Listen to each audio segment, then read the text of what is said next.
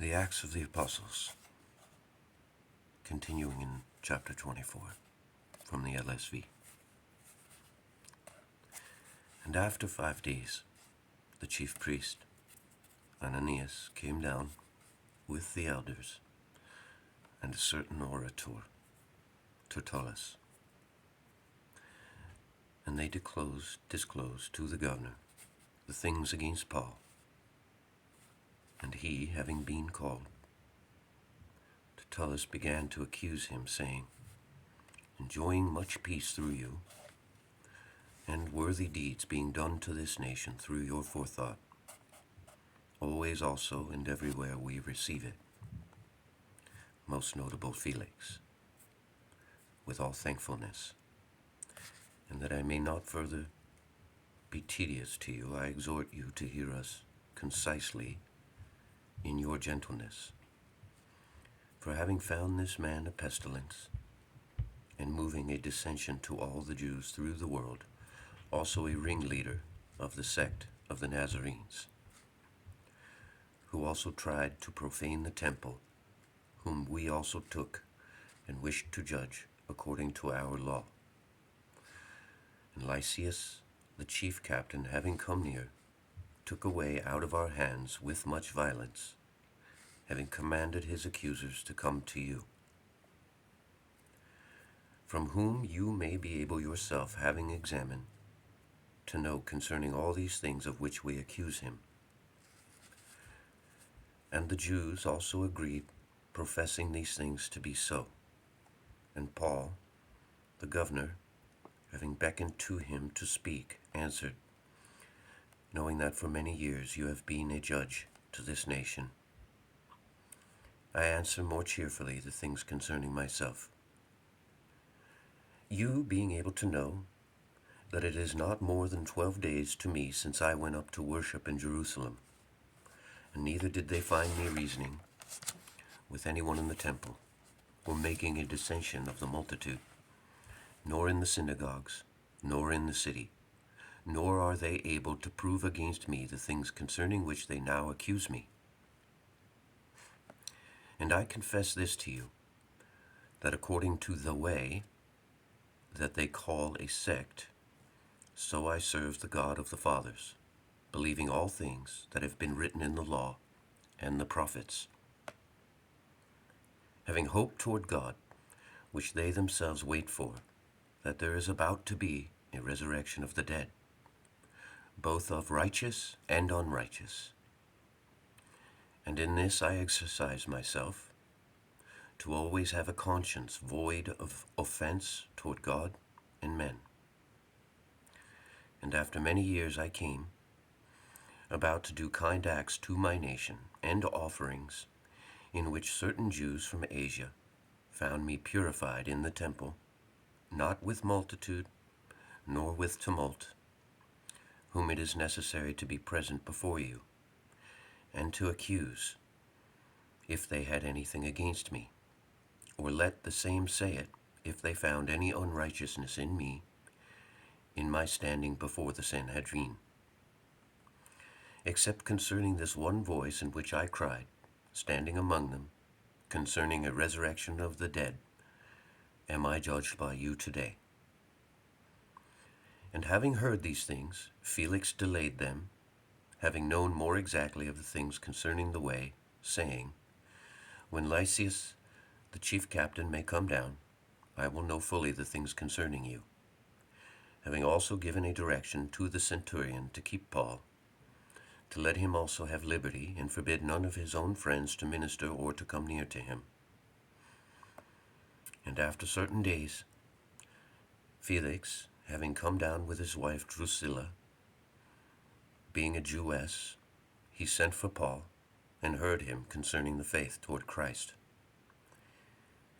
And he, reasoning concerning righteousness, and self-control, and the judgment that is about to be, Felix, having become afraid, answered, for the present be going, and having time I will call for you.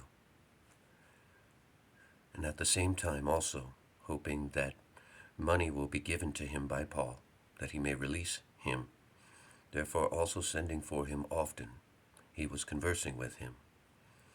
And 2 years having been fulfilled, Felix received a successor, Porcius Festus.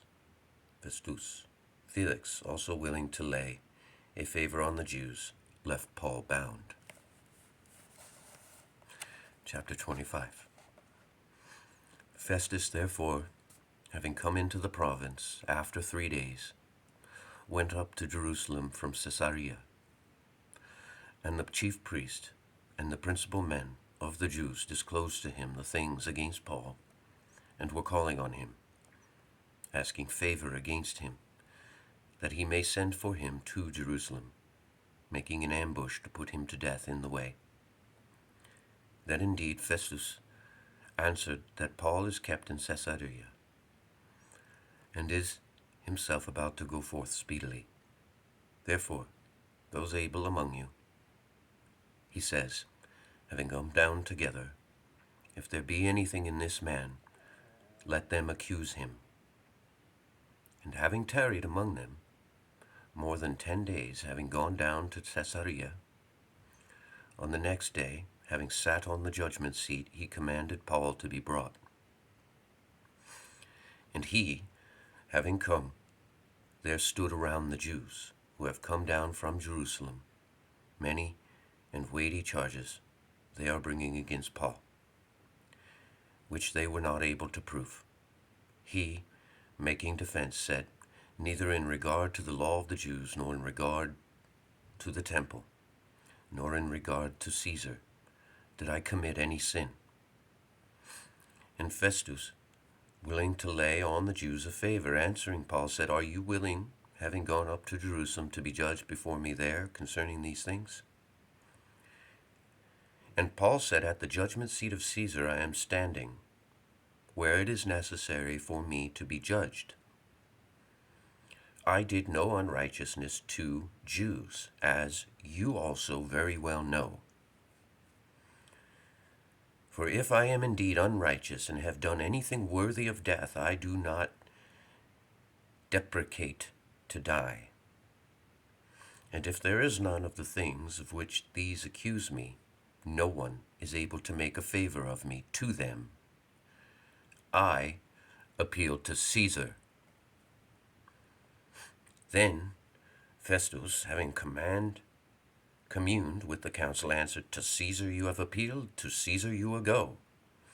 And certain days having passed, Agrippa the king and Bernice came down to Caesarea, greeting Festus. And as they were continuing there more days, Festus submitted to the king the things concerning Paul, saying, there is a certain man left by Felix, a prisoner, about whom, in my being at Jerusalem, the chief priests and the elders of the Jews laid information, asking a decision against him, to whom I answered, that it is not a custom of Romans to make a favor of any man to die, before that he who is accused may have the accusers face to face, and may receive place of defense in regard to the charge laid against him. They therefore, having come together, I, making no delay, on the succeeding day, having sat on the judgment seat, commanded the man to be brought, concerning whom the accusers, having stood up, were bringing against him no accusation of the things I was thinking of, but certain questions concerning their own religion they had against him, and concerning a certain Jesus who was dead, whom Paul affirmed to be alive. And I, doubting in regard to the question concerning this, asked if he was willing to go on to Jerusalem, and to be judged there concerning these things. But Paul, having appealed to be kept to the hearing of Sebastus, I commanded him to be kept until I might send him to Caesar. And Agrippa said to Festus, I was also intending to hear the man myself, and he said, tomorrow you will hear him. On the next day, therefore, on the coming of Agrippa and Bernice with much display, and they, having entered into the audience chamber, with the chief captains also, and the principal men of the city, and Festus, having ordered, was brought forth. And Festus said, King Agrippa, and all men who are present with us, you see this one, about whom all the multitude of the Jews dealt with me, both in Jerusalem and here, crying out, he ought not to live any longer. And I, having found him to have done nothing worthy of death, and he also himself having appealed to Sebastus, I decided to send him, concerning whom I have no certain thing to write to my Lord. For what reason I brought him forth before you, and especially before you, King Agrippa, that the examination having been made, I may have something to write. For it seems to me irrational, sending a prisoner, not to also signify the charges against him. Chapter 26. And Agrippa said to Paul, It is permitted to you to speak for yourself. Then Paul, having stretched forth the hand, was making a defense.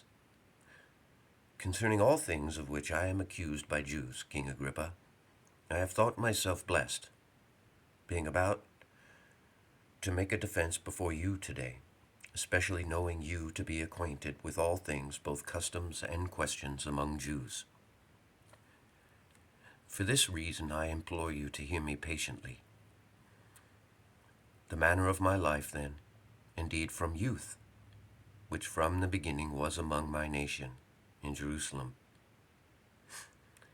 all the Jews know, knowing me before from the first, if they may be willing to testify that after the most exact sect of our worship I lived a Pharisee. And now for the hope of the promise made to the fathers by God, I have stood judged, to which our 12 tribes, intently serving night and day, hope to come. Concerning which hope I am accused, King Agrippa, by the Jews. Why is it judged incredible with you if God raises the dead? I indeed therefore thought with myself that it was necessary for me to do many things against the name of Jesus of Nazareth, which I also did in Jerusalem, and I shut up many of the holy ones in prison, having received the authority from the chief priests. They also being put to death, I gave my vote against them, and in every synagogue often punishing them. I was constraining them to speak evil, being also exceedingly mad against them.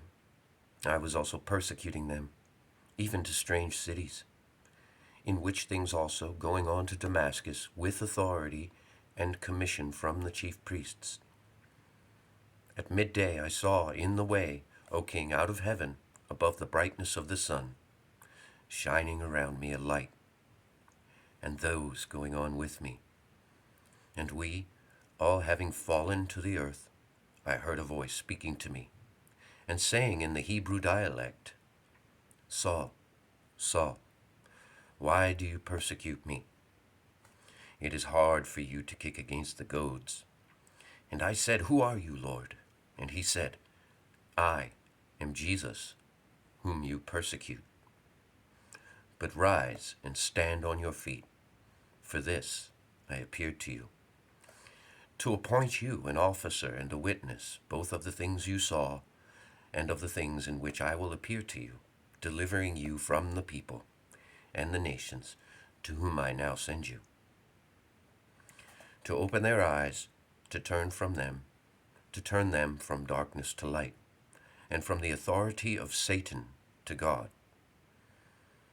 for their receiving forgiveness of sins, and a lot among those having been sanctified by faith, that is, toward me, after which, King Agrippa, I was not disobedient to the heavenly vision, but to those in Damascus first, and to those in Jerusalem also, and to all the region of Judea, and to the nations. I was preaching to convert and to turn back to God, doing works worthy of conversion, Because of these things, the Jews, having caught me in the temple, were endeavoring to kill me. Having obtained, therefore, help from God, until this day, I have stood witnessing both to small and to great, saying nothing besides the things that both the prophets and Moses spoke, as about the things to come, that the Christ is to suffer, whether first by a resurrection from the dead, he is about to proclaim light to the people and to the nations. And he, thus making a defense, Festus said with a loud voice, "You are mad, Paul. Much learning turns you mad." And he says, "I am not mad, most noble Festus, but of truth and soberness I speak forth the sayings. For the king knows concerning these things, before whom I speak boldly. For none of these things I am persuaded are hidden from him. For this thing has not been done in a corner. Do you believe, King Agrippa, the prophets? I have known that you believe." And Agrippa said to Paul, "In so little you persuade me to become a Christian." And Paul said, "I would have wished to God both in a little and in much, not only you, but also those hearing me today, to become such as I am, except these bonds." And he, having spoke these things, the king rose up, and the governor, and Bernice also, and those sitting with them. And having withdrawn, they were speaking to one another, saying, "This man does nothing worthy of death or bonds." And Agrippa said to Festus, "This man might have been released if he had not appealed to Caesar." It's the end of chapter 26. He is risen. He is risen indeed.